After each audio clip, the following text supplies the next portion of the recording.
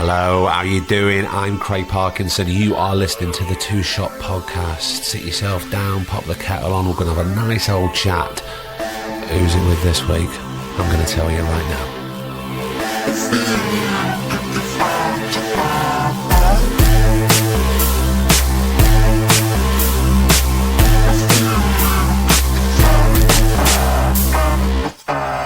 How the devil are you? It's Thursday. You know what day it is. It's the podcast. It's the Two Shot Podcast. And it's episode 97. 3 weeks. 3 weeks, everybody. 3 weeks. And it's episode 100. And have we got a very special treat for you? But more special treats. This week, I am thrilled and honoured to welcome Lemn Sissay, MBE. That's right. Now, if you don't know Lem, first off, you're going to get to know him particularly well in this podcast. And after you've listened to this, go back and search for his Desert Island Discs. It's dead. I'm not going to put up a link. It's dead easy. Go Desert Island Discs, Google that, put Lemn Sissay in and listen to that. It's really, really beautiful, and you get to hear his music choices as well. And it was the one... I've been a big fan of Lem for a fair few years through his poetry. But listening to that Desert Island Discs, I think may have been one of the first times... that I'd heard him speak, and what an episode it is. And I am so grateful for every guest that comes on this podcast, and I do love them all generally. Loads of people ask me, what's your favourite one? Well, I can't pick, but I have to say, I came out of the Malmaison Hotel in Manchester where we recorded this with Lem, and I was thinking to myself, I was on my way to the train station, that might have been one of... I don't want to say favourite, but certainly enlightening conversations that we've had. It was, it did get a bit emotional towards the end, and we touch on loads of different subjects, but it is a spotlight on Lem's life and his upbringing and being passed from pillar to post in the care system. We talk about injustices. We talk about self-preservation. Look, let's get into it, right? This is episode 97 of the Two Shot Podcast with the remarkable Lemn Sissay. Lem, you must be shattered, because for the past week, all I've seen you is running around foils and talking to loads of people. And I'm in London, I'm in Manchester, I'm everywhere. I have talked to hundreds of people this past 7 days. Hundreds and hundreds and hundreds, thousands of people actually. Yeah. I've put in radio and stuff. Probably been busier than I've ever been in my life. You caught me right in the middle of a whirlwind. Calm, but in the middle of a whirlwind. Exciting though. It's got to be. Today, Craig, it's number one bestseller in the Sunday Times today. I know. The day that we're doing this. It's amazing. It's incredible. What a day to do it as well. Yeah, it's a perfect day to do it. And last night I did a reading in Manchester at home with lovely Julie Hesmondorf. Oh, friend of the podcast. She is a friend of the podcast. She and is. She told me last night. She said, she loved it and she's done it. She knows you, obviously. And, well, we never met until she came on the podcast. Oh, well, I tell a lie. I was in Edinburgh Festival last year, and we bumped into a friend of a friend who knew her, and we sat with her for all of 5 minutes. And I'd always wanted her on because she just always seems like a decent person. You know, when you go, I really hope that when we sit down and we hit record, that they are who they are. That she is who she is. Isn't it funny that we're all looking for people who are who they are, and she came on stage last night, and she is who she is, and she was who she is last night. But we're all looking for our tribe, aren't we? We're all looking for our people. This comes up so much on the podcast when I talk to people. Yeah, it's what we're searching for. The like-minded people. Well, I was thinking about you the other day when I was listening back to a few bits and bobs of episodes for all sorts of different reasons. I never really go back and listen to them fully, but I do listen to little snatches, or I remember things from them that are quite poignant. And when I went to Hebden Bridge to speak to Joan's policewoman, I heard that whole interview. And I was thinking about her, and And you came into my mind as parallels of an artist, because what she writes from with her songs is from her heart and from grief and pain and love and romance and all these things. And that's why when I was going, what am I going to buy her? And I went, I'm going to buy her a lovely book of poetry from you. I wasn't expecting that, and I heard it, and I wasn't expecting that, and it was just beautiful. And then she mentions Kate Tempest, who is on the front of my book, you know, and who is a great example of somebody who writes from their heart and who doesn't want to separate themselves from their audience, and yet is performing to a, quote, audience. She wants to break down that idea of performance and person who's not the part of the audience. You know, she wants to sort of magically draw herself off stage into the crowd, watching a person who's on stage and feeling a part of that person. Do you know what I mean? She wants to do that mirror trick that we all want to do, which is close the gap between them and us, because that's us. Yeah, of course it is. Because if we hold the mirror up, there we are. Absolutely. Or we hope. You know, people see us on stage, and that's a wonderful thing. But somehow something about being seen also can separate you from the people that you're with. It's funny, isn't it? We talk about finding our tribe in life, anybody finding their tribe. We do that with an audience, and yet in many ways you can actually separate yourself from people by having an audience, you know. Does that make sense? Absolutely. You know, you've got to fight for the right to say, no, actually, you know, there's a contract going on between us, and I want you as an audience to be aware of that contract, because I am too, and we can still enjoy the suspension of disbelief, is it? Yeah, absolutely. Do you know what I mean? We can enjoy that and know it's us. Yeah. You know, imagination is part of everybody deserves it. Sorry, you know, that's what Kate Tempest does. Absolutely. I remember when I was, because we're in Manchester now, obviously talking, I remember I was back in Manchester some months ago when our album came out, and I had time, I put it on and I just walked around Manchester listening to it, and then at the end of it, I started to sit down in Albert Square and process that and have a bit of a think on it. And then I went back and listened to it all again, which I think you have to do with great work, because it's a gift that keeps giving, isn't it? It is the gift that keeps on giving. Yeah, you're absolutely right, actually. More than even if you give somebody a vase as a present, the reason that's a gift that keeps on giving is because of where the person puts it and how the person then relates to it. Yeah. It's not the vase, it's the consistent reminder of what it symbolises. You know, this is what performance, acting, poetry is all about. It's about allowing the reader to find the relationship with the poem as much as the poem itself. And everything changes when that person is in a different mood or where they are in their life. You know. Oh no, absolutely. That's why you can see a piece of theatre when you're 16 and think, oh God, it was Shakespeare, or it was this, that, or the other. Yeah. I think I loved it, but I didn't understand it. And then when you're 50, you can understand it. It's why it's good. I think it's good for young people in schools to learn poetry rote. I know this sounds daft, the boy stood on the burning deck. It can kill poetry for them, but actually as they get older, they start realising what that poem meant. As they grow. Rhyme of the Ancient Mariner is a great example. A lot of people are at school going, oh God, I've got to do this, and then as they get older, they're like, blimey heck, this is about environmentalism, this is about life, so a poem can travel with you. And it is as much about the people, the person, as it is about the poet. And I think that's what Kate's doing. I think that's what I'm doing. I think that's what you're doing. I think that's with the podcast. You're opening up and you're opening the artists up, and you're saying, "Oh, we have the same struggles and the same resolves and the same journeys as everybody." And because we're on stage, we can allow other people to go, "Oh, I can be on that journey." Yeah, I've heard it in your podcast. They just draw me into a. Well, I've been drawn in. And I'm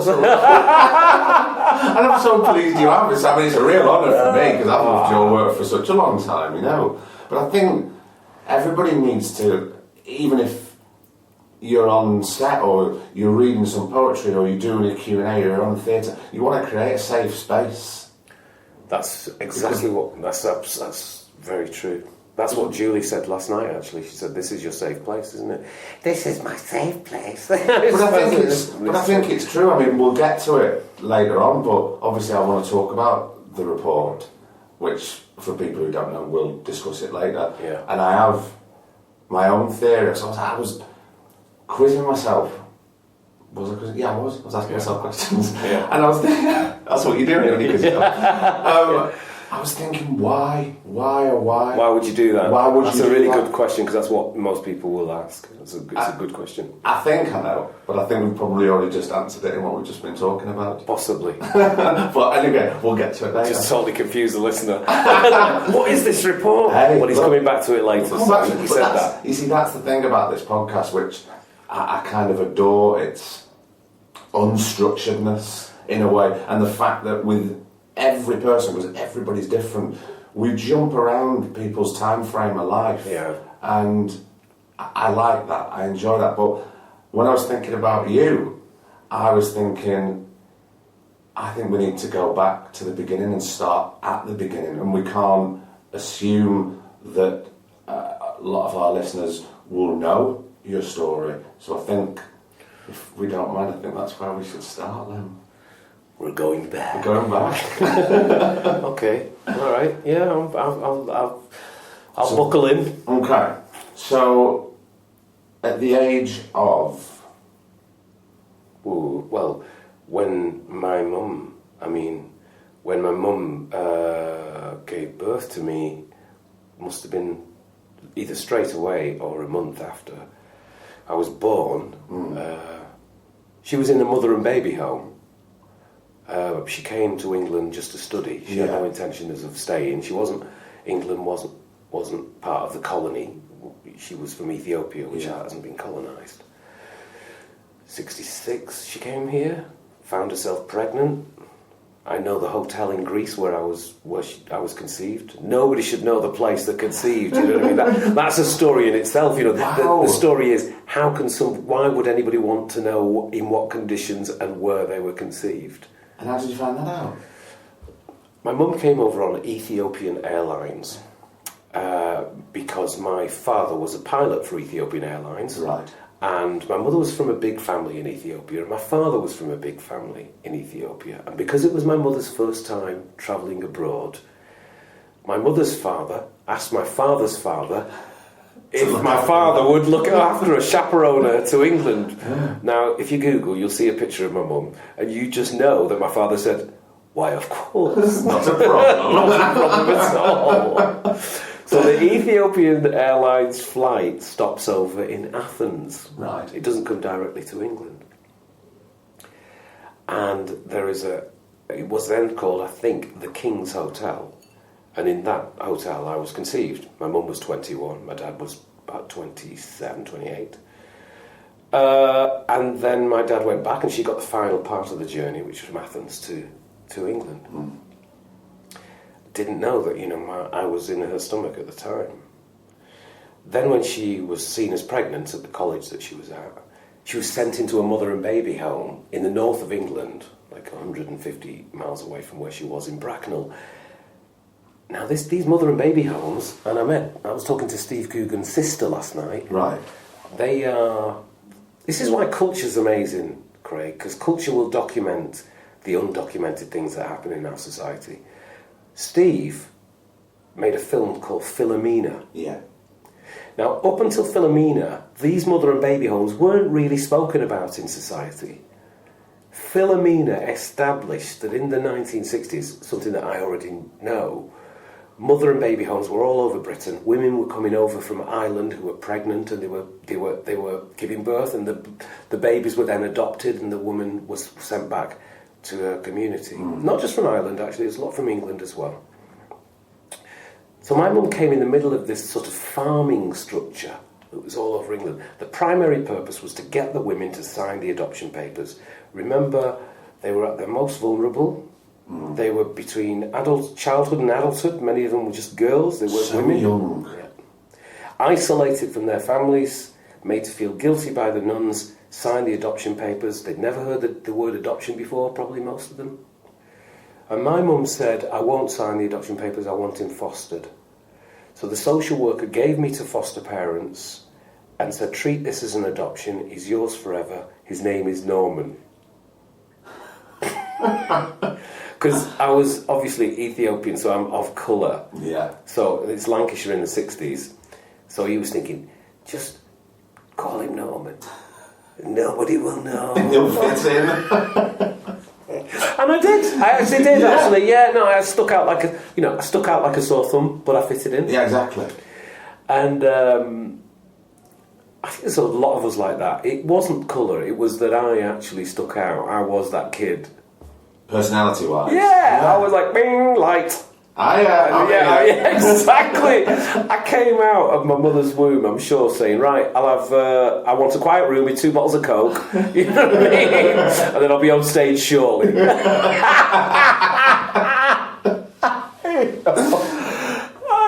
I mean, we're just made like that. I do think that performers, we're not necessarily people pleasers.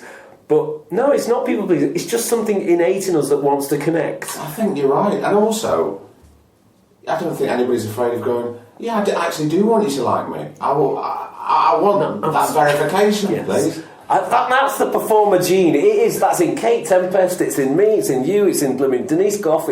Yeah. Here's the thing about validation. Up until 3 days ago, last time you saw me, I had very long hair, and massive beard, got good hair, and I'd had it for 2 jobs back to back, and it spanned like 12 months. Yeah, and I was turning into like Robinson Crusoe. Christmas is coming. You could have got loads of work. Exactly. It was getting that out of hand. People were even saying that to me. Put a bit more grey in that, you're laughing. And so I went on Friday. To London, and I got my hair cut by somebody I didn't know, because my hairdresser had moved to New York 3 months ago. The only person I trusted, right? So it's like going to the dentist when you're about 7, you're terrified, you're nervous. Yeah. So he starts cutting my hair. I'm going back now. All this hair's dropping on the floor and the beard's come off. And anyway, come out and I think, right, no, well, it's a new me. I haven't really seen my face for 12 months, but it's fine. And I went to go and pick my son up, who was 8.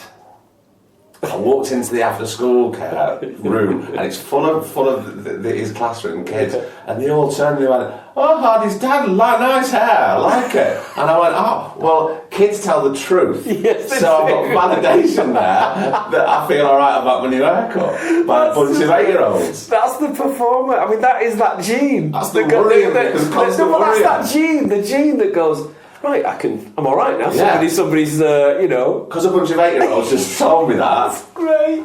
I can believe it. Whereas if an adult told me, I'd go, "Oh, is it?" Oh, that is true as well. Yeah, the flip side. The great thing about kids is that kids will tell you the direct truth, and I think as a performer as well, you know that. You get to know that. You get to know who filters.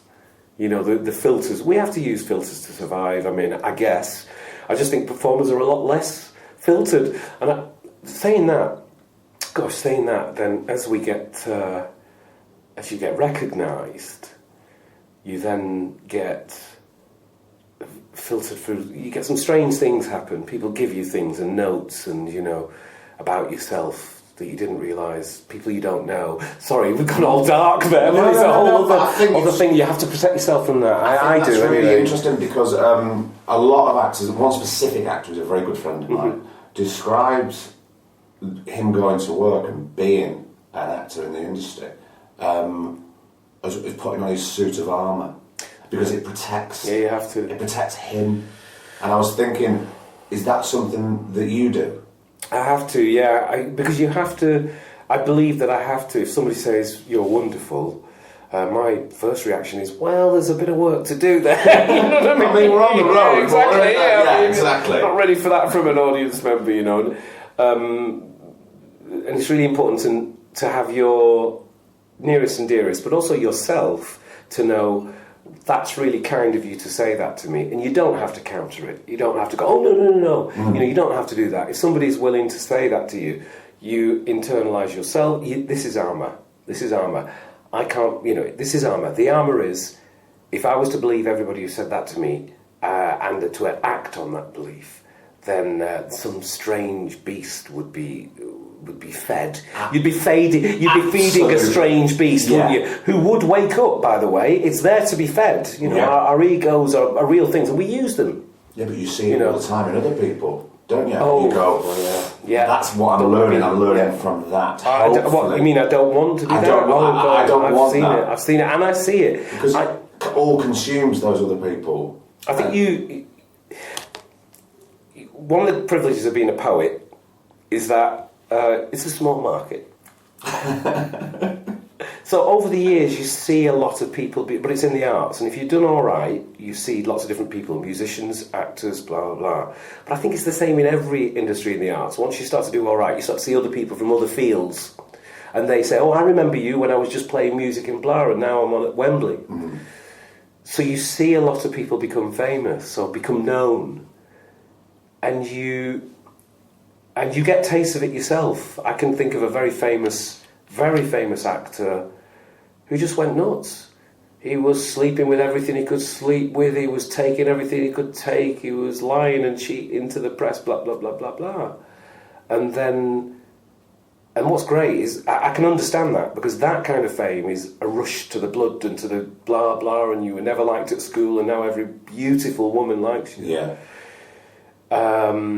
And he learned. So you've also got to give people the break to make a mess. But some don't come back.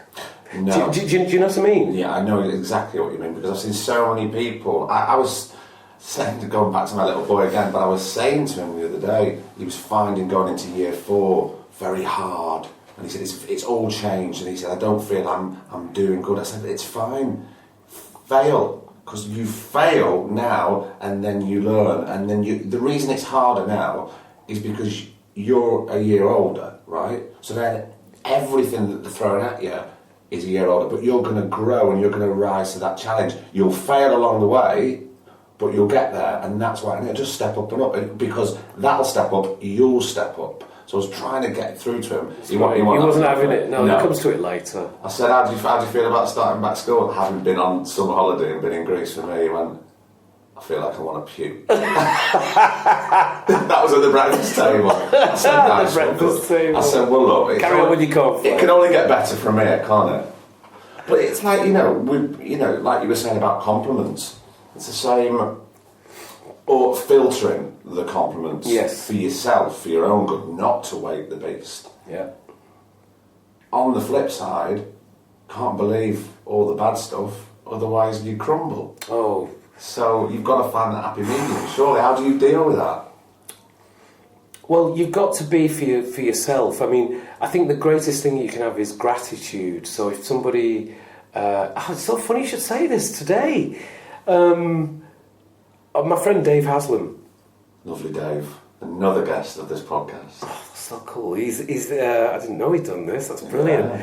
Well, he's a really close friend, Dave. He's one of a few really close friends. And he said something nice on Facebook earlier on, and actually it was about friendship, and it was about how Morrissey once said, you hate it when your friends, he hates it when his friends become successful. He said something, and Dave was quoting Morrissey and then saying, well, actually I'm watching Lemn at the moment and I'm loving it, and he's my mate, and it was just a beautiful comment. And then somebody said something nice, and Dave just said he just blocked him because it was really... Sorry, I don't know why I'm saying that. What I'm trying to say is that it sticks in the mind. We can be hurt. We really have to protect. So I'm glad you brought it up, because that happened just this morning. That Dave, that Dave. I mean, it was just like she just said something not nice, and it wasn't nice. It was really horrible, and there was no explanation of it. It was just blah blah. And I responded. I said something like, "Cheers for that," on Facebook.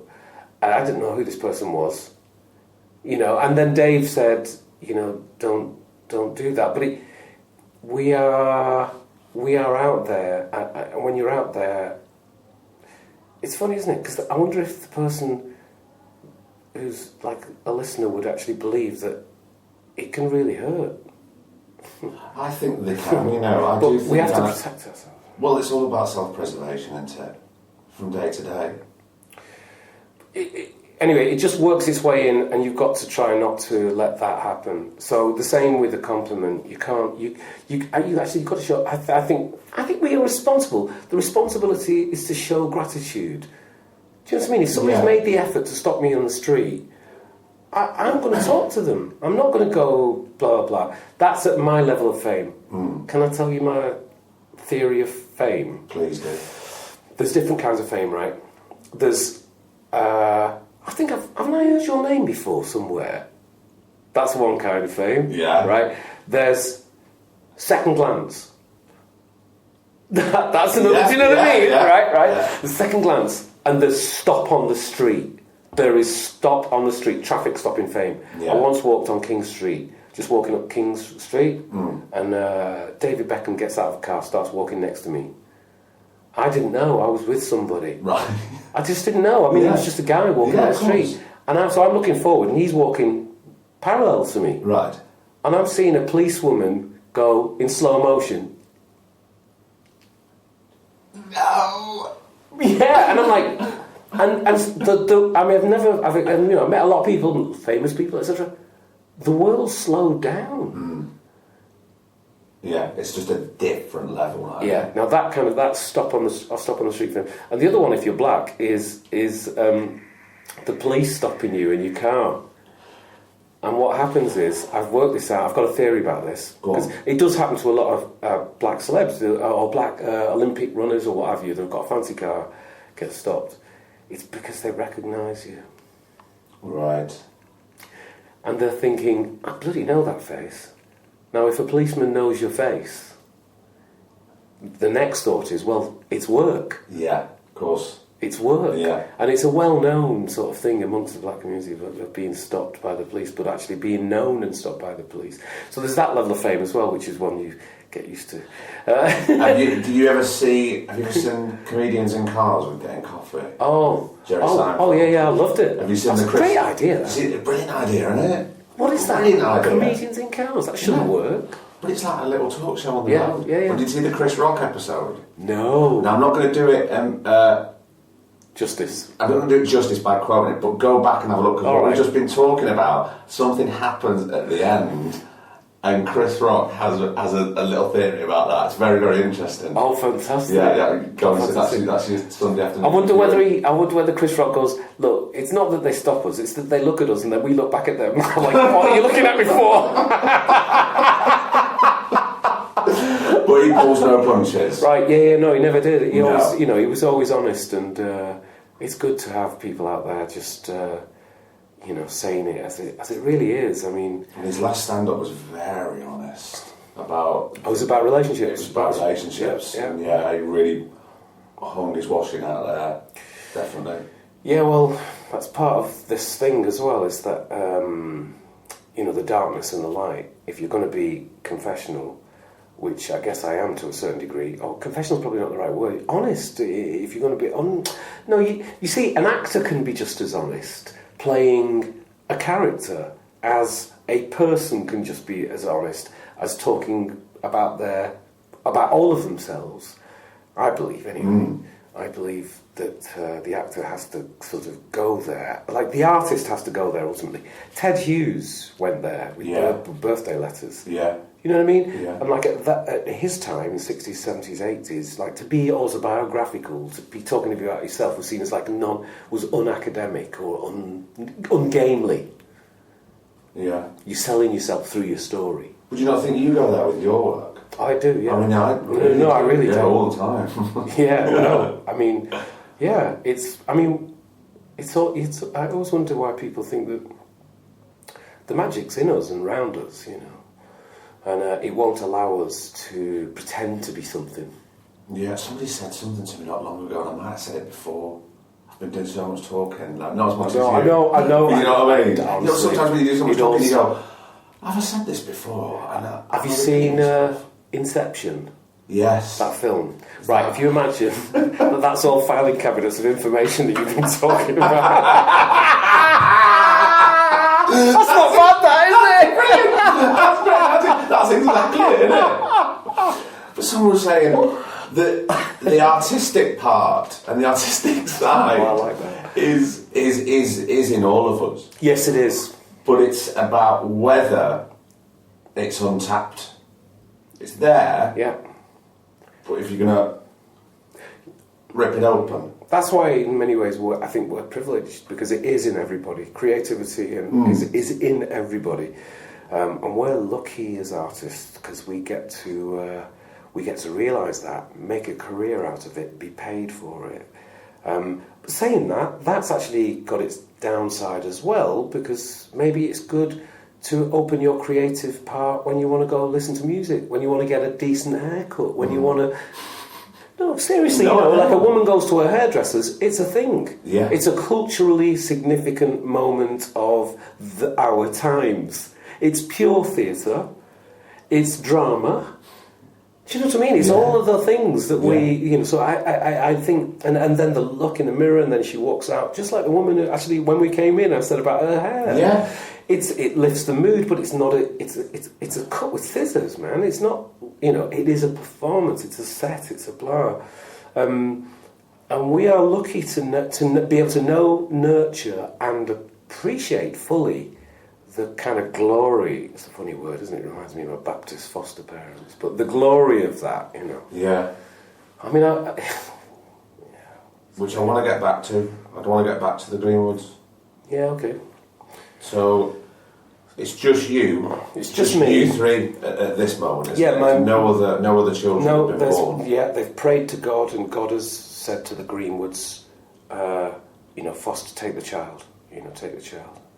And they've taken me, and they were my mum and dad. They taught me to say mum and dad back to them, They said they were mine forever. They said that my mum didn't want me. This is a great narrative, by the way. The narrative is that your mother wasn't good enough and your mother didn't want you. And actually, I don't believe that's a lot of the truth. If we think about this in terms of acting and character, a woman is pregnant for 9 months with her first child on the bridge between childhood and adulthood, and she just doesn't want her child. No. Exactly, but exactly, it doesn't add up, exactly. It doesn't add up. So for us as adults, as adults. So now we're talking about 1968. There was something like 28,000 children that were adopted from women who were said to not want their child through these mother and baby homes. There's a Guardian article that outlines that. That's when it was at its peak in 1968. So that's what I'm told about my mother, and I think my name's Norman. The foster parents want to call me Mark after Mark in the Bible. So my name is Norman Mark Greenwood, and I'm with the foster parents forever, what I was told by them. Yeah. And my mother was just too selfish to sign the adoption papers and disappeared. That was the narrative. By the time I was 12, I started taking biscuits from the tin without saying please and thank you, started to go out and come in late and lie about where I've been. And let's just say that is quite normal behaviour for... for any... my little boy's 8. He'll pop into the kitchen and I said, could you please ask for doing that? Every time I'm telling... And it must be a bit nuts though, because he used to ask, and now he's like... Now he's growing and he's trying things, and actually you need to retrain. Okay, regroup, retrain. Yeah. Well, my foster parents didn't retrain. They were very religious, and I'm not against religion, but they then thought, what the hell is happening with this boy? And the more they punished me, the more times I would take biscuits, and so they saw me taking biscuits only in relation to them. Yeah, of course. So biscuits become now a metaphor, So me taking biscuits was not appreciating what they were doing for me. Me lying about it was me undermining everything they'd taught me, etc., etc. I was the oldest child. By then they'd had 3 other children by the time I was 11. And they then put me into children's homes and said they'd never speak to me again, and never did while I was in care. They never visited me, and they never called. And this was when you were 12? I was 12, just turned 12, yeah. And it was just after Christmas as well. It was like the day after New Year's Day. And I never heard from them again when I was in care. And that was it. I lost everybody. I lost my granddad, my grandma, my uncles and aunties and my sisters and brothers and my first girlfriend. My first girlfriend spent the next 2 years trying to find me and ask my foster parents where I was, and they wouldn't tell her. Yeah. So she told me this yesterday. I didn't know this. I knew that she'd found me. I didn't know she'd done it this way. She got somebody from the church, like a kid who was her own age, to listen to the adults talking about me. And then he came back to her with a piece of paper with the word Woodfields written on it. Because that was the first one where you were, the first children's home. Yeah. And then she found me, Diane. No. Yeah, little Diane. It took a 13-year-old girl, not one adult from the town that I was brought up in. This 13-year-old girl found me, and we're friends to this day. It's so interesting that you picked that specific moment, what we were talking about, because I've just got Lem's book here. I'm just flicking through it because I've got a folded over page here, and is that the right one? Oh, it's a lovely battered looking book. That's the correct uncorrected proof. It's actually much more difficult to read. Have you got a hardback? Have you got no, one? not yet. All right, I'll give you one. I've got one here. Because there was many things that stuck out. Do you mind if I just read a little bit? Is that all right? I'd be honoured, Craig. But I prefer you to hear you. Sick of reading it myself. There's this moment, and it absolutely stopped me in my tracks that I had to stop reading for a bit. And it just carries on from what we were talking about. It says, "This was the beginning of the end of open arms and warm hugs. This was the beginning of empty Christmas time and hollow birthdays. This was the beginning of not being touched. I'm 12, and it is my fault. This is what I have chosen. The journey took 45 minutes, or 45 seconds, or 45 years." I've got to say, that's exactly it. But also that it's quite incredible listening to you read it. It's great to hear somebody read something that I wrote. Those last 3 sentences tell me everything about how you were feeling in that car as you drove along the road through Wigan. But I was bewildered, because I was bewildered. I was like, of course. What the hell is going on? What's happened? What did I do? And then it would take a lifetime to kind of work it out. Did you think that they were going to come back for you at that point? Yeah, I did. Yeah, how could I not? It was everything that I'd ever known.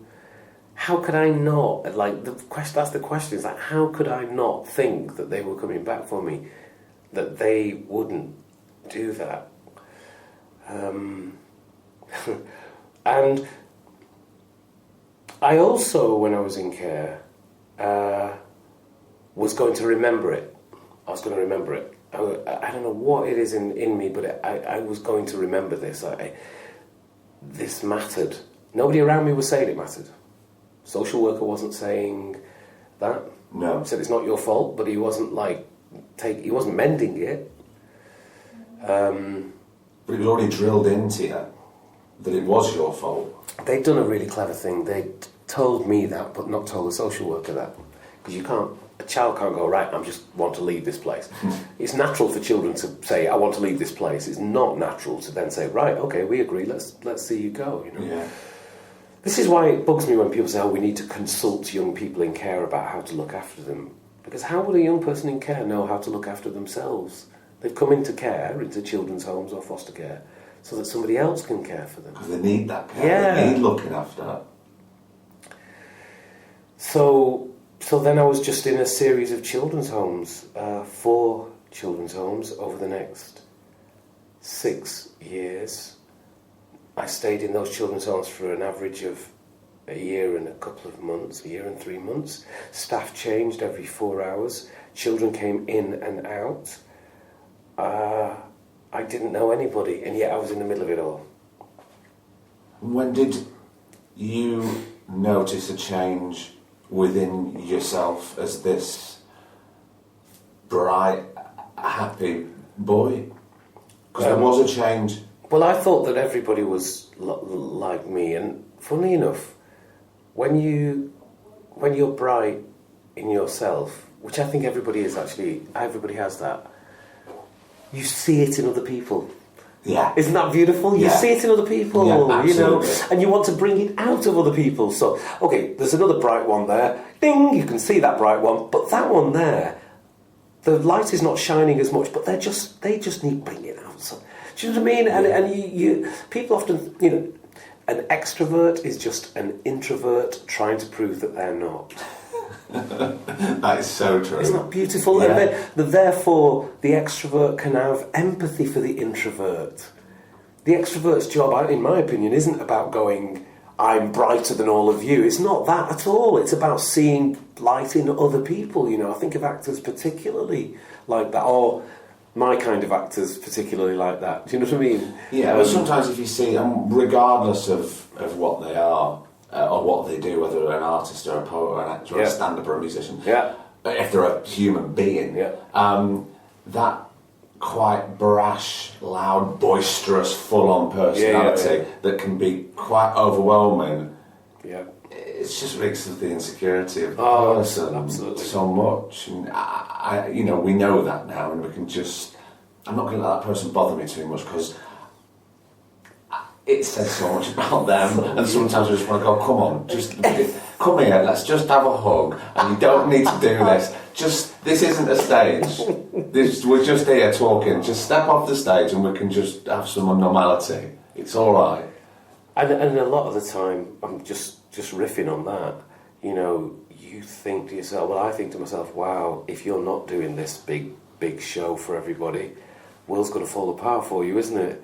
So you have to, do you know what I mean? Yeah. There are people who do that imposing thing, and I think, okay, I've got to go with this, with your bigness, and, which must be exhausting. Oh my gosh, to be on your own and to be like that,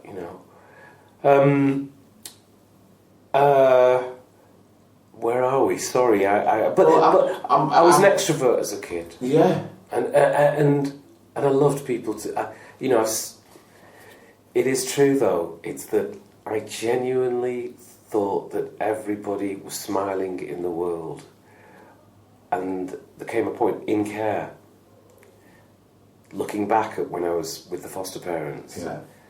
This is a really sad thing that I realised, or thought I realised, that it wasn't that everybody was smiling, it was that I was smiling at the world.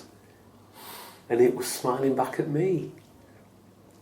But I thought everybody smiled. I genuinely thought everybody was like, I was the kid in the advert who walks outside and everything's black and white, and with every step, just colour went to junior school. Yeah. And my foster parents took away all memory of me. It's funny, there's a documentary being made at the moment on me for Imagine. Oh, really? I don't know whether I should be talking about this, but that's the great thing. Okay, that's great, all right. Because we can talk about anything. We can quite anything out. He's 2 days ago going back to Ashton in Makerfield. Did you? Going back to the house that I was brought up in with my foster parents. And how was that?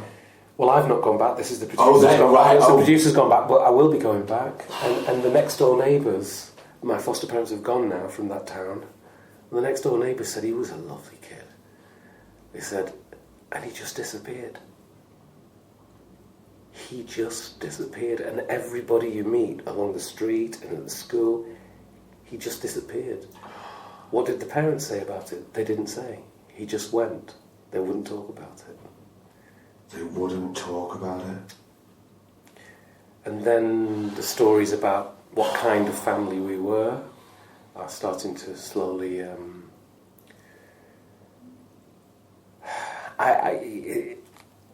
as I become known, people are starting to look closer at the family, and I don't know if they deserve to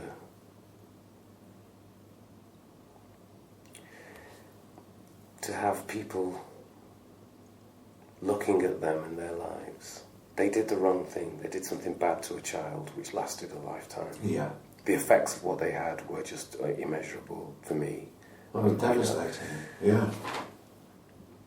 But this, I can't take responsibility. They have to they did what they did, and they left an impression with lots of people, and those people will speak to cameras. Do you understand what I'm saying here? I'm saying that I know that somebody has done wrong. I mean, basically, when they put me into care, they must have gone back to the whole family, my aunts and uncles and cousins and granddad and grandma, and said, don't talk to him. He's left us. He doesn't want to be us. He's rejected God. He's rejected us. That is the only thing they could have told them, and said, because nobody contacted me ever again. No. I still find it, obviously I spent my adult life not thinking about it, essentially, and finding my birth family and everything. That's a story in itself, but secrets are sometimes the thing that hold a family together. Isn't that strange? Not saying things is not necessarily a bad thing. No, but lies are a completely different kettle of fish. That's true. That's actually true. Yeah, I've never thought about that. Which is what this is. Yeah. And I don't want to paraphrase, but you'll know what I mean, because we're in that. We're in that arena. In that arena now. Gladiators, ready. There was something about love. You'll be able to pick this up. Tell you exactly. You know what I'm saying. Yeah. I can tell you. We had a family meeting. I wrote this about this in a play called Something Dark, which is now, it's published by Oberon, etc. Is it? It is. It blooming is. And it's also on the national curriculum as a choice text. That's it. Can you believe it? That's it. So they sat me at a table, my foster mum and foster dad. They had a family meeting, and it was just me. And I was like, oh, great. You know what I mean? Family meetings were things, weren't they? And I was like, oh, this is just me at the family meeting, just me and my mum and dad. Either I'm important or I'm in a right load of trouble. Well, I know that I had no concept that I was in trouble. I thought... I had no concept that I thought I was in trouble. I just thought, this is, one on my brother. I'm going to find something out that he's not knowing about, because I'm the oldest. And my foster mum said, she said, you don't love us, do you? Such a great question. You don't love us, do you? You don't love us, do you? So it's a question and a statement in one. And I said, yes, I do. Yeah, of course I do, because love was really central to the Baptist Church, central to the faith, and central to my mum and dad. So if there's one easy question to answer, it's that. Not only is it an easy question to answer, but you're always going to get it right if you say yes. I mean, bring this family meeting on. Yeah. Under control. And my foster mum said, I want you to think about love and what it is, and to read the Bible, and to speak to God and stuff. And remember, I'm reading the Bible every day, I'm praying every day. I don't think I'm reading the Bible every day, let me be honest about that. Maybe every couple of days. I am praying every day, that's what we had to do. And so I'm like, okay, right, I will do that. And then I thought about it. I thought, if they're asking me whether I love them or not, then... And they're the ones who taught me what love is. Yeah. And remember, in the Baptist faith, the idea is that you ask God for forgiveness. Okay, the whole faith is based on asking for forgiveness for your sins, and then you become a Baptist, etc. Identify your sins, ask forgiveness. It's a bit like an open house confession, I guess, for Catholic. You know what I mean? But it's the same sense of you are guilty as sin, and therefore ask for forgiveness of your sins. Such a big deal. And I'm 12, and this is all I'd ever known, right? The Baptist Church, Bryn Baptist Church. I liken it to a sort of brick Doberman. Do you know what I mean? Yeah, brick Doberman, the two haunches with the arch there. Yeah. And so I came back the next day with a perfect theological answer, and it was that I said, I mustn't love you, I must not love you, I don't love you. But I don't love you, I mustn't love you, because what I thought to myself is, if you're asking me if I love you, and you're the ones who told me what love is, then I mustn't love you. God is love, and learn to love you by asking God for forgiveness. Therefore, I'll get God's love and I'll be able to love you. It's perfect. I mean, it was proper theological magic. It really was. And I came back the next day and I said this to my foster mum, and she said, because you don't love us. She was then shocked that I didn't love her. A faux shock. But it was shock. I thought, I didn't love her, and then she said, well, because you don't love us, you don't want to be with us. Of course you don't.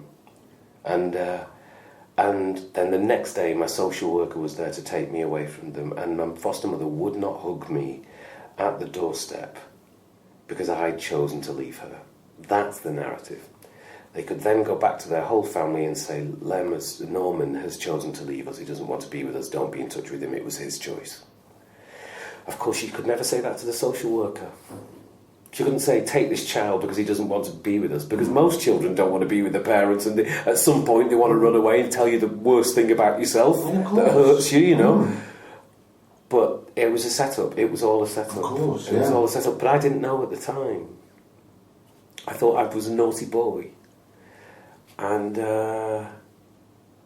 but you were drilled in. It was drilled into you that you were a naughty boy. Yeah, there was something. There was some sort of badness there. That's why I said to my social worker, I know this is my fault, you know. I'll ask God for forgiveness. And that's why he said, none of this is your fault. And by the way, he was on the Today programme the other day on Radio 4, and he said this. This is Norman Mills. Norman Mills, yeah. Coincidentally, the last person who was my social worker was called Norman. He was the good Norman. And the first person who stole me effectively from my mother, he was called Norman. He's the man who named me after himself. Yeah. So all of this complication leads to the general feeling that there must be something wrong with me. And that's where I entered my teens in the children's homes. And the first thing I wanted when I went into care was a hug. And it was the last thing I got. And I was not touched. I wasn't touched by an adult until relationships, but by an adult that cared for me. I wasn't touched in the children's homes. I was from a touching family. Baptist faith is full of, hugs and sort of everything from cast the devil out of you, with the hand, putting your hands on. The faith was a placing hands. It was the Baptist faith. At the church in front of the pulpit of Bryn Baptist Church, the floor would open to a pool. Really? The preacher would walk around the side of this is in Lancashire, side of the pulpit. Women and men would come dressed in white gowns from the left-hand side of the pulpit, the door that goes to the back of the church, in white gowns, and they would, this is surreal, and they would walk down the steps in front of the pulpit into the water. The preacher would walk into the water from the other side, like an oblong section of water beneath, in front of the pulpit. And they would stand there, and he would pray to them, and they would fall backwards into the preacher's hand, and he would draw them into the water, and then pull them out and say, "You are saved, you are saved." Somebody would stand up in the Baptist church and start to speak in tongues, as if they're possessed by God himself, and that was seen as a spiritual thing, and that's the person being saved, So we're talking about touch here, Yeah. And that's what I was brought up in. Where are you with religion now, as an adult? Oh, no, sorry. That's a good as who you are. That's who I am, yeah. I believe in people who believe. He said, winking. I mean, but I do believe in people who believe. So I think it's good to have a belief, and I think it's good to. If your belief is in God, then that's a good thing. If your belief is in a tree, that's a good thing. If your belief is in the power of creativity to heal and to unheal even at times, then that's a good thing. it's important to believe, I think. And if your belief is in the communist faith or if it's in the conservative faith, then good. But believe it fully, commit. I think that there is something bigger than me. All right? Yeah. Bigger than my story, bigger than my view of the world, Okay. This is not about me. There's something bigger, right? I'm not saying there's a plan. I'm not saying there is somebody determining the way things are, but there's something bigger than me.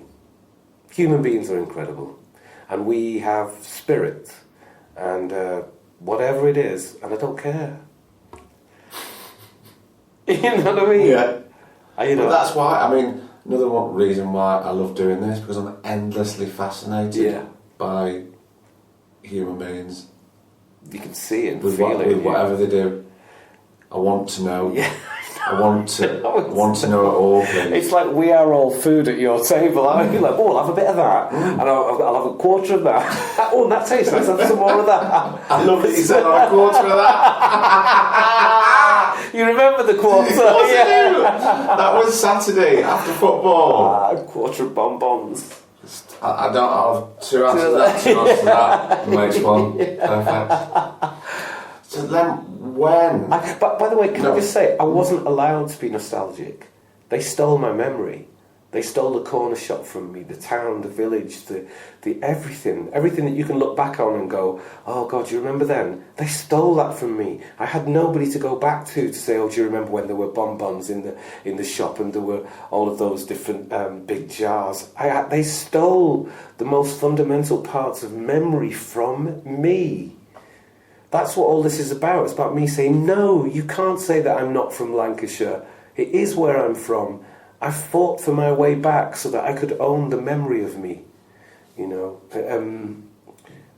Do you get me, though? Do you get me? Those places, I do, and it's a long fight. Yeah. And I remember, and I'm jumping, when I finished the book for the first time, I felt very upset.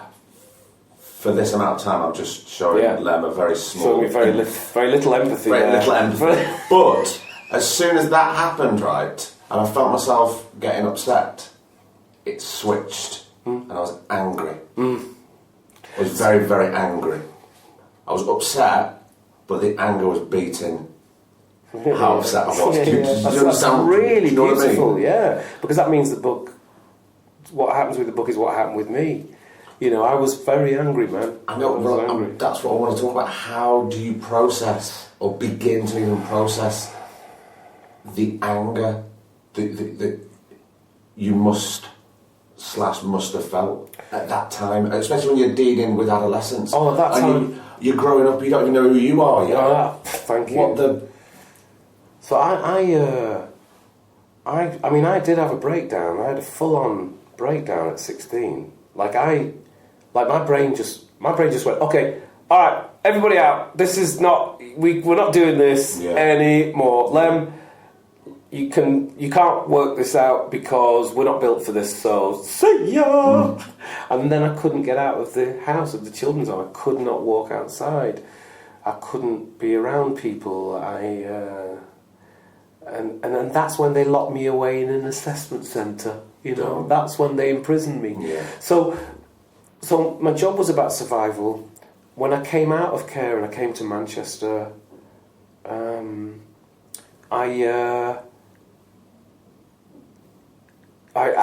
was angry. I was angry, and I was angry, but I wasn't.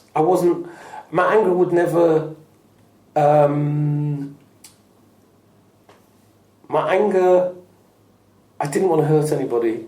I think I actually had I think now, looking back, I had a fear of hurting people, because my emotional theory was that if you hurt somebody, they go away. Everybody goes away. That's what the foster parents gave me. You do the wrong thing, and you will have no control over it. So I think that's something I've struggled with all my life, actually, in various ways. But and I do believe, as I've said, that anger was an expression in the search for love, because for me it was. But it had to get filtered at some point. You had to filter something out, and if it came out as anger, Well, that's what I'm going to talk about. Well, creativity, writing poetry. Did I say that when I left care, I was given my birth certificate? And my birth certificate had my name on it, Lemn Sissay. And I was given letters of my mother pleading for me back to the social worker that she'd given me to, whose name was Norman. Nobody told me that I was named after him. I had to work this out from that letter. His name was Norman. Oh, and also, no, that's not true. My foster parents told me. They said he wanted to call you Norman, but we want to call you Mark. Norman Mark Greenwood. But I worked out, when I got that letter, that was proof. He was talking to my mother. So, my mother said to my social worker, how can I get Lemn back? I want him to be with his own people in his own country. I don't want him to face discrimination. So there's a letter. I'm 17 years of age. I've got a letter from my mother pleading for me back. I've got my birth certificate that says my name is Lemn Sissay, not Norman. So I've got proof that I've been lied to somehow. And nobody was sort of saying to me, you should be very angry about this, Lemn, you've been ripped off, blah, blah, blah, blah. I was still in care. So they're like, how can we contain you, Lemn?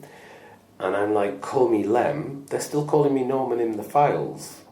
Yes. And they're still thinking I'm a bit nutty for changing my name to Lemn, remember? Mm. So the people around me, social workers, the this, that, the other, are like, he's Norman. So I'm in a mad institution where people don't even know my story. Yeah. And I've been in that institution for 18 years. How can you be cared for by the government for 18 years and be 18, 17 and nobody know your story? So I was angry in care. I was angry, but I tried my best. I kept trying my best to be my best. And it was poetry always. I wrote poetry because I wrote what the truth was.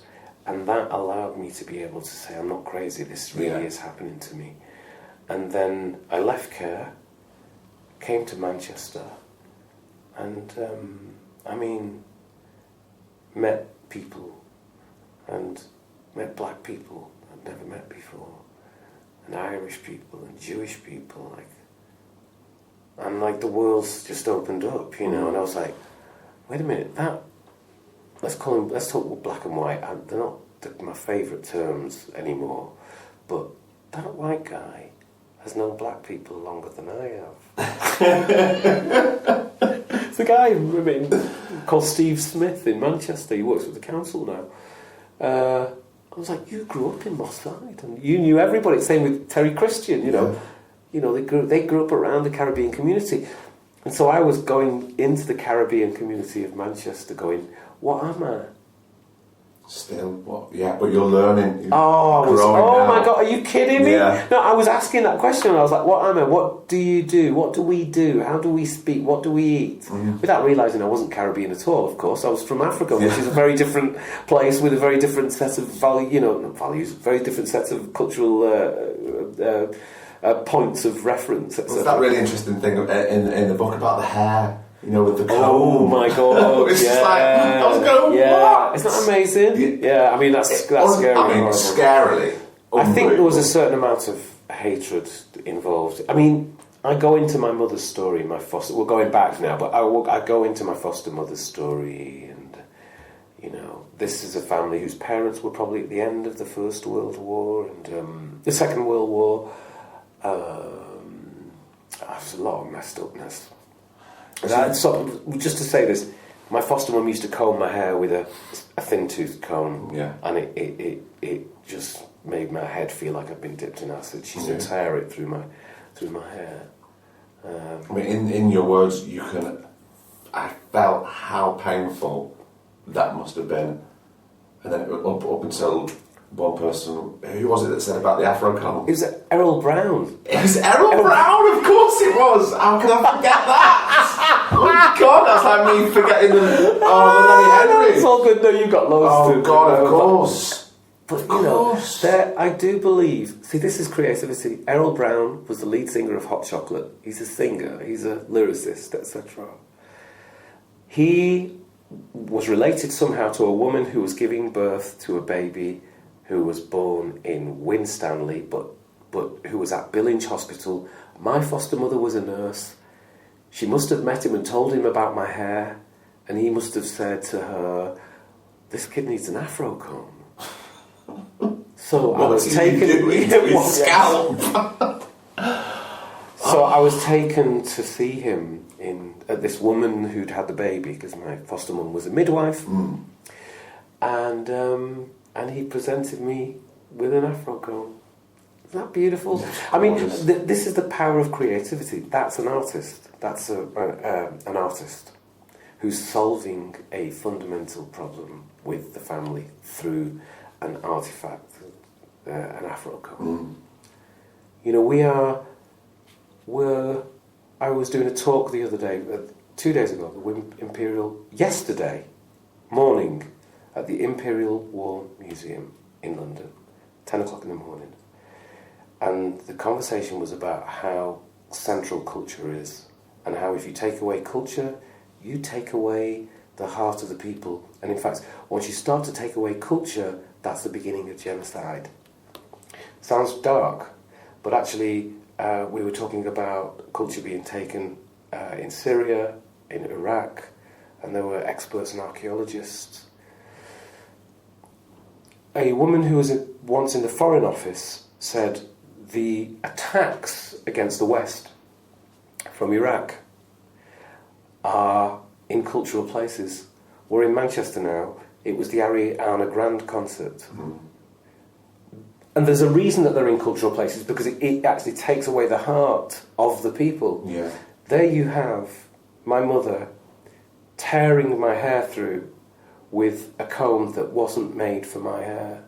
There you have an artist, a creative, bringing this beautiful object, cultural object, crossing the lines to this other midwife to give her a comb to comb my hair. In other words, without knowing something of this child's culture, they were inhumane to me. Yeah. And it takes an artist to say, actually, if you just know this is the comb, something as simple as a comb. But without that simple comb, I was having my hair torn out of my head every day. But I remember reading it thinking, nobody in their right mind would think that this is right, or they're not doing harm or damage to a child. I was told it was hair sore. So I actually thought hair sore was a condition until I was in my 19, 20. I mean, who say that wasn't hair sore? That was hair sore. That's what you get, is hair sore. My mum's a nurse, it made sense. Another thing that really upset me, because I just don't understand.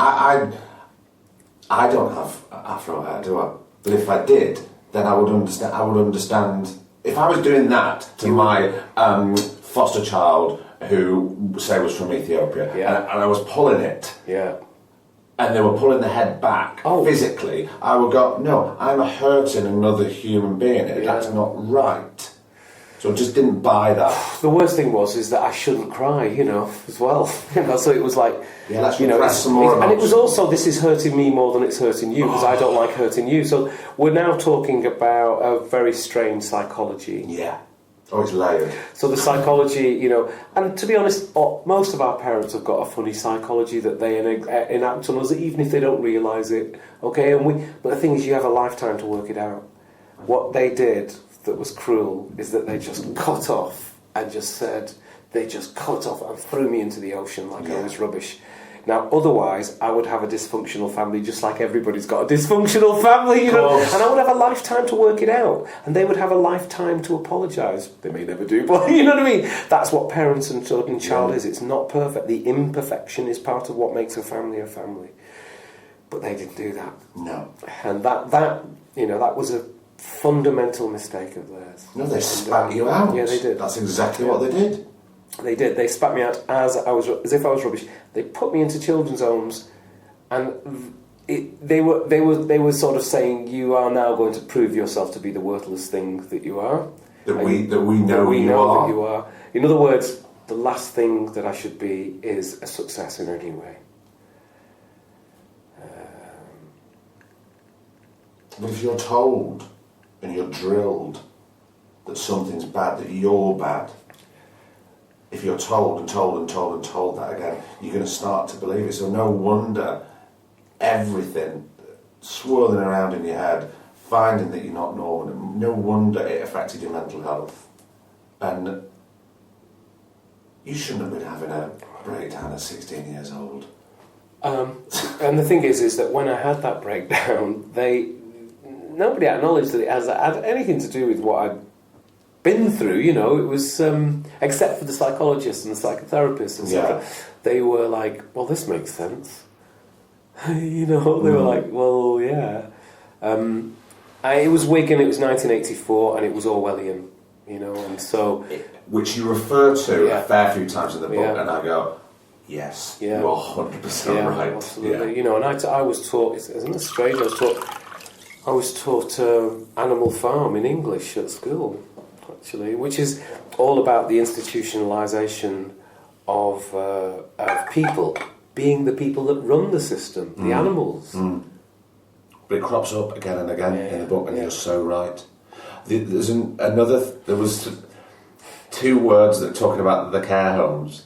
There was two words that kept cropping up for me, and already I didn't like the words. And I remember turning a page, and there in front of me it just said would end, and already it filled me with dread, and it was palpable because I felt that I knew what was coming. Right.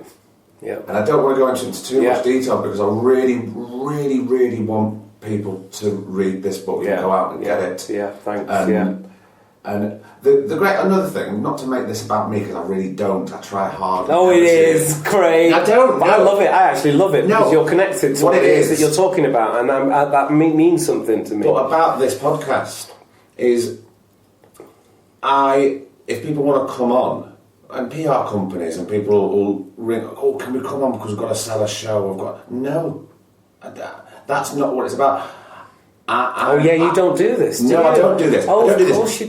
you don't. But here's the thing. Which is fine. I talk about the human condition and the human in front of me, right? Yeah. But this book is all about that. Yeah, it's all about what I love to do. That's why I want people to read it. And also because it's really important. Yeah. And what went on in all of those homes, but certainly in Wood End, again upset me and made me so angry. And then at the end of the book, and I was thinking, well, what do we do now? What can we do? What is going on now with the county councils? Oh well, that's where a do good we question. start? I know things are already starting, but. There are reviews happening all over the country, and there are children's services reassessing what and who they are themselves. There's lots of problems, man. There's lots of problems. Are you digging deep on the problems? Yeah, I am to a degree. I'm also trying to get on with my life rather than join into their sort of institutional reviews. I think it's really important that I stay independent as an artist, and I'm not co-opted into the structures of self-reflection which fit perfectly with the institution's way of thinking. In other words, you know, when an institution reviews itself, it also does that review within its own structure, and therefore it's impossible to give a full-bodied review. Does that make sense? Yeah. Because otherwise you become a professional sort of critique, and I'm not that. I'm an artist and creative. That's what I said when I was in care. You know, I said I was a poet. I knew I was a poet at 12. From a very young age, I was about to say, So I have to maintain that and not be co-opted, and I do find myself co-opted quite a lot, but I pull back from it because I think that I can do more from this position than I can through getting involved in their quote reviews. And in a very small thread, we're going back to what we were talking about at the beginning about self-preservation, because that's what you're doing there. That's exactly it. Yeah. That's it. God, that is it, man. I'm a creative. That's it. I'm an artist, and that's what I've maintained, and that's what I have to maintain. I'll let other people do other stuff, but I'll do it from this way, and I'm not doing that bad, right? You're doing brilliantly, man. Yeah, it's perfect. It's perfect. It has to be. This book, I guest edited the Today programme last week, and the Today programme was brilliant because they chose the subject of care to pepper through 3 hours. You know, all the politicians would be listening to that programme, etc., etc. The book is making people ask questions. You know, absolutely, yeah. It made me ask so many questions. This is important. This is the way to do it for an artist, because right? It's important. Yeah, it's exactly important. That's why. If it's not important, then why bother? We have to do it this way. You're doing a podcast for a reason. You're hearing people speak and encouraging us to open to you for a reason in this way. We have to be the best we can be. I won't be compromised by institutions. They're not having me, man. No. They're not having me. I'd rather be vulnerable on stage at the Royal Court than I would be joining their pretend structures of self-reflection. Which seems like a very good segue into talking about the report. Now, for those who don't know what I'm talking about, what we're going to discuss, and sadly I wasn't there, I know people that were there, and they said it was... I'm not going to say what it is, I think we should discuss it first. I was really interested then because, you'll see why, I'll tell you why. And then I'll carry on with what I was going to say. I just didn't want to jump ahead of myself. When I finally received my files, that's 18 years of files which have been written about me while I was in the care system, I knew then I was right all along. I shouldn't have been with those foster parents. I shouldn't have had my name changed. I shouldn't have been put into care. I shouldn't have been imprisoned in Wood End Assessment Centre, and immediately I took the government to court. I've written plays, I've talked about this in my life, but actually it was all theory, really. It's all me telling a story. I could be lying. So when I finally got the files in 2015. 2015, and the last entrance in those files is me requesting to see them at 18 years of age. Yeah. My letter. And then I was like, I'm right, I'm taking them to court, I'm going to sue them. And I'm going to sue them for stealing my family, stealing my name, imprisoning me as a child, putting me with terrible foster parents, and then letting me go at 18 and saying that I would not have a penny to even furnish my apartment. They were my parents for 18 years, the government. Yeah. That took 3 years, the court case, and it was a big, long one. The barrister, William Chapman, said he's never had a case like this before. My lawyer, whose name was David Greenwood from Switolski's in Leeds, took me step by step through the process. I had to prove to him. Right. To him. And the Wigan Council, representatives of the government, settled out of court in 2017. 2018. I then wrote the book. When I was taking the government to court, I had to go through a psychologist's report. I had to have a psychologist's report written about me, which we would then present as part of our case. Right. A friend from a group called Siblings Together, which is about getting children in care together with each other once they've been separated. She said to me that the court case in Wales, big old court case where a class action where 30 people or so were taking the government to court for abuse in children's homes. 12 people committed suicide within that case. And those 12 people had all had their psychologist report done and had to then live with it. So what we're talking about here is people who... Craig, I'm one of the lucky ones. I'm lucky. I've been in therapy since I was 30. There's people from the housing estates of Wales. They've never been there. So they're then taking a court case to court and they're having a psychologist paint this vile picture of who they are as part of their case. Yeah. So this woman told me about the 12 suicides.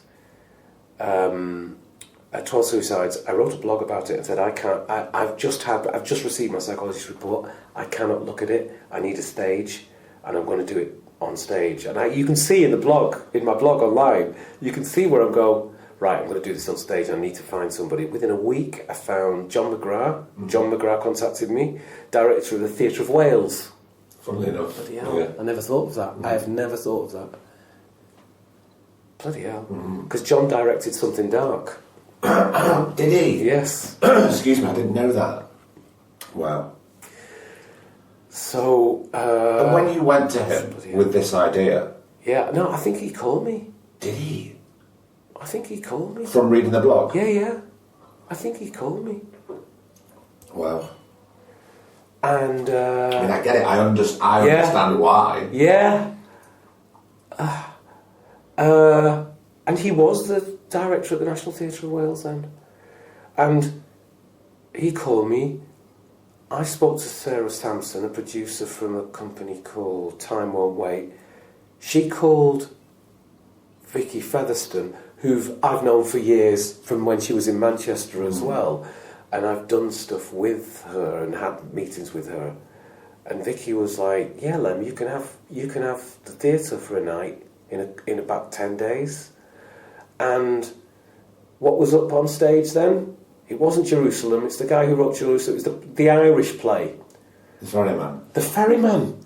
So it was the role called The Ferryman's on. She said, you can have it when the ferryman's going dark. Right, so this is before Ferryman's transferred to West End. That was May 2017. Right. So they gave us the dark night on the Ferryman. Joni, stage manager, who I met a week ago, well, we know each other now, and she blacked out the Ferryman. There was another actor who I just had a choice of actors, and I thought, right, who's going to play the psychologist? And I think it was John McGrath who suggested Julie Hesmondhalgh. And there was another actor who, I won't say who it is, but who had a similar experience to me. And Julie said, it should be that actor. How good is that? Well, Julie just put herself aside and said... Julie all over, isn't it? Yeah. But that is basically another actor coming on to read these files to you, and that's the first that you've heard of it. What I wanted... Very good. What I wanted to do was to hear my files, my psychologist report, for the first time on stage in front of an audience, because I did not want the isolating experience of the psychological effect that it would have on me reading those files alone, like those 12 people who did exactly the same thing and committed suicide in Wales. I was frightened. So you wanted a safe space, yeah, and where is safer than the theatre for you? Absolutely, but it's true. I know it's true. Of course you know. Of course I know it's true. Because it's really counterintuitive. Yes. People think, oh no, it's not true, Lem. It's not true. You're on stage. If I'm falling, you're going to be there to catch me. So it's all right. So it was clear as day for me. I was like, of course, the stage. Yeah. And I wrote this blog saying exactly that. You can see my thought processes happen. Julie said, yeah. Julie Hesmondhalgh said she would be the other actor. And in fact, she acted the psychologist. And Julie went into rehearsals with John McGrath, but I couldn't go to rehearsals because I wasn't going to hear. No. I wasn't going to hear the report until I was on stage. So, just to get something here, this is verbatim theatre, but on another level. Yeah. On another level. And I don't know how to... I would love to be able to package this. I genuinely would, because there is a need for people who do see their files. Is it for the hospital? Is it for your doctor's notes? Is it, which are actually quite emotional when you look back from when you were first born. Is it your father's story, his army reports? Is it... there is a whole type of theatre, I believe, that is waiting to be explored here, and that is of the records being read for the first time to the person who needs to hear them in a safe place. But I think you'd have to be a very specific type of person. Well, this is it, though. No, let me just go with this, Craig, because you would have to go through the equivalent of a rehearsal process with that person so that they could start to know that this is the best place for them, or it's not. Because the second I walked on stage at the Royal Court to a packed audience who bought the tickets within 24 hours to see this moment, John whispered in my ear, "You don't have to do this, Lemn. You don't have to do this." Where were you within yourself just before you went on stage? I knew I was going to do it. But what John was saying was, you can just walk away and we are with you. Yeah. So this is the power of theatre. It's the power of art, that it can hold itself like a guardian and say, we have just worked at there being 350 people in this audience, and I'm telling you now, we can go right now, and it's all good. Because I know that at certain moments when Julie was reading your files, she would stop, wouldn't she? And she would say, "Lemn, are you okay? Are you okay to continue?" Is that? No, that's exactly right. Okay. it. Lemn, are you okay? Are you okay to continue? And at first I was like, yeah, I'm fine, because it was stage, right? And I could do a certain thing that I can do on stage, which is joke. And then just as the psychologist unpicked me, all the relationships, all the dysfunctions, things that you don't tell anybody,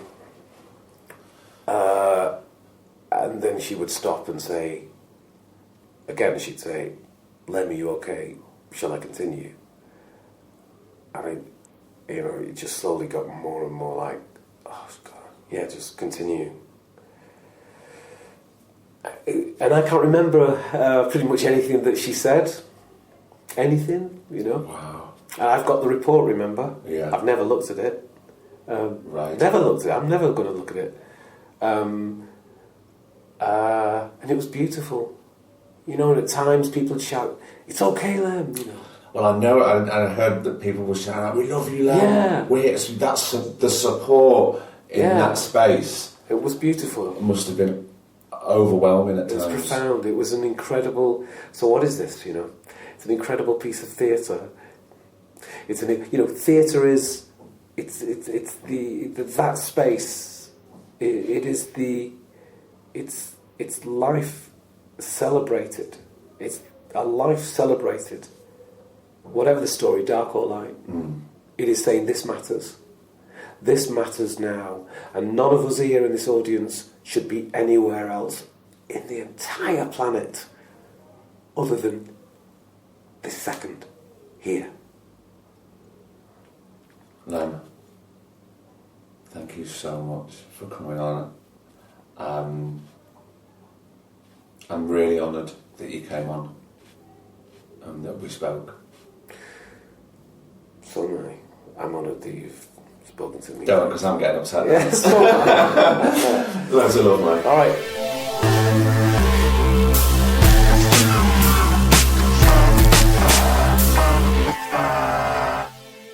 And another episode is done.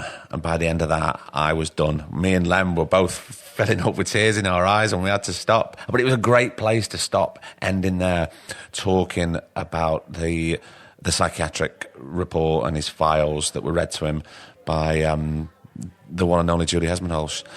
So if you enjoyed that, which I'm hopeful that you did, I really want you to go out and, people don't come on here and peddle their wares, their TV shows, their film, their books. But I do want to urge you to go and get Lemn's memoir. It's called My Name Is Why.